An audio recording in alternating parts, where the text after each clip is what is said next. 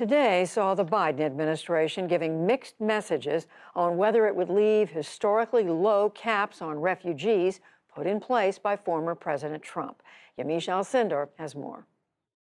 President Biden walked back an earlier promise to raise the cap on the number of refugees allowed into the United States.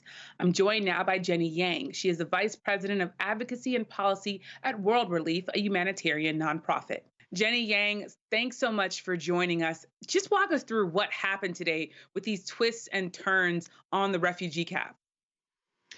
Well, earlier today, the president signed a presidential determination that basically kept the low refugee cap of 15,000 for the U.S. refugee admissions program. And this is a number that was previously set by President Trump, but which President Biden himself decided to keep.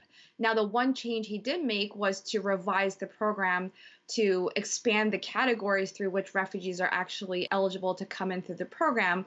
But the fact that he kept the refugee ceiling at the historically low level of 15,000 is very, very concerning because it does mean that refugees will continue to be excluded from the program, even though many of them have been waiting many, many years to come in.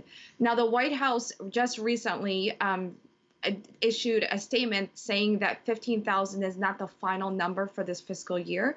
But it's very, very concerning because the president himself said that he would actually raise the refugee ceiling to 62,500, and we're still waiting for him to follow through on that commitment. Talk about the impact this has on the lives of migrants who are waiting to try to come to the United States as refugees. Well, refugees is a very small subset of the larger immigrant population, and that you have to have a well founded fear of persecution on the account of your race, religion, nationality, membership in a particular social group, or political opinion. And once you meet that definition, you're referred to the U.S. Refugee Admissions Program. And at a time when we're facing the world's worst refugee crisis, the U.S. resettles less than half of 1% of the world's refugees, which means that this very narrow lifeline of protection needs to be not only preserved, but expanded to really help those individuals who cannot go home or locally integrate. Historically, the United States has had a refugee ceiling on average of 95,000 refugees per year. So the fact that the refugee ceiling is 15,000 means that it's not only the lowest number ever set in the history of the U.S. Refugee Admissions Program, but it effectively shuts out many deserving refugees from being able to be reunited with their loved ones in the United States. And just as an example, one of our staff members, Bazuze, is from the Democratic Republic of Congo, and he was resettled several years ago, but his brother has been waiting for his wife to be reunited with him, and she was on a flight to come to the United States. So she sold all of her belongings and was waiting to board a flight when the flight was canceled because the president didn't sign the necessary paperwork to revise the ceiling.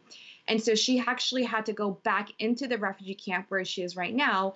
And we still don't know yet if she'll be rebooked to come to the United States. And lastly, with only the few seconds we have left here, the Biden administration was saying that this had to be kept lower because of the surge at the border. What do you make of that argument?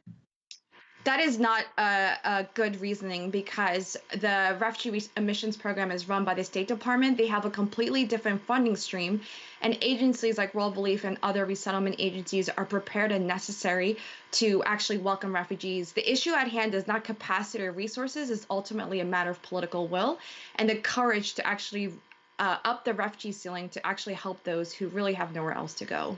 Thank you so much for joining us, Jenny Yang of World Relief. Thank you so much for having me.